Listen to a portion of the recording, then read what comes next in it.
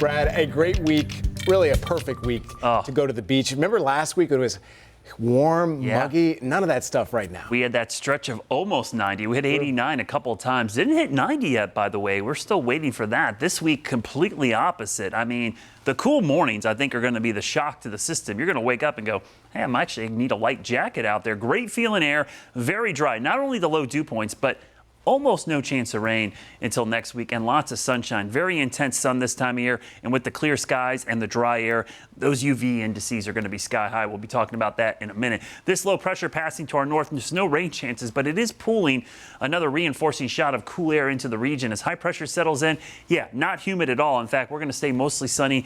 I mean, there's a 10% chance of maybe a ridgetop shower the next couple days, but for the most part, it's dry until we get to early next week, and we'll get back to more typical summer pattern. But the dew points, hey, soak these in. You don't see this very often at the end of May or at all during the summer. We're going into June here. Remember, Saturday officially the beginning of summer meteorologically. June 1st, that's when all the records for temperatures and rainfall, everything starts climatologically. That's the beginning for the temperature cycle as well. By next week, the dew points do get back to your summer standards in the 60s, even the mid 60s. But rain chances stay minimal as well. We'll have a chance to dry out really well. We're actually going to need the rain by next week because you get a week like this, you're pulling a lot of moisture out of the ground. Your plants are using a lot of moisture, so we'll need the rain by this time next week. But it is a good time to get caught up on yard work and any outdoor projects. You know, it's rare that you could say, hey, I need a couple of completely dry days, which is hard to do in the summer. There's always a chance for a pop-up storm. This is the week to get something done. Painting a deck, maybe redoing the driveway, the roof. This would be a great week to do it because you're going to have a nice dry stretch of weather, and great for painting because the dew point's so low, the air is dry. That paint's going to dry quick. Skeeter meter showing up for the first time. We have some wind helping us out, the cooler temperatures, so we're going to see a real relief from the skeeter meter. But as temperatures warm up and we see the winds calm down, it gets more sticky, we'll see some of those mosquitoes become more active by the time we get into next week. Talked about the UV index. It's going to be sky high here.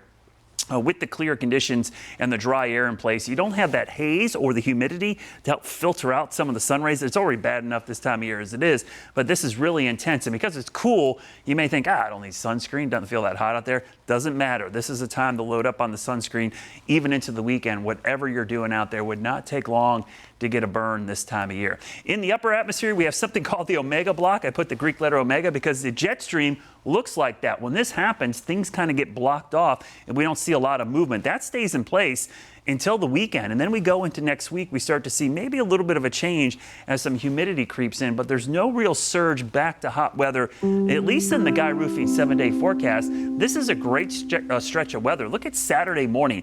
I think we could see some upper 40s in parts of the Piedmont Saturday morning, maybe some 30s in the mountains. But trust me, the heat and humidity comes back. The 10-day forecast next week. Here you go. Temperatures jumping back into the upper 80s, maybe our first 90s of the year, and those afternoon and evening thunderstorms will return. That's more like summer and just in time for the first full week of summer.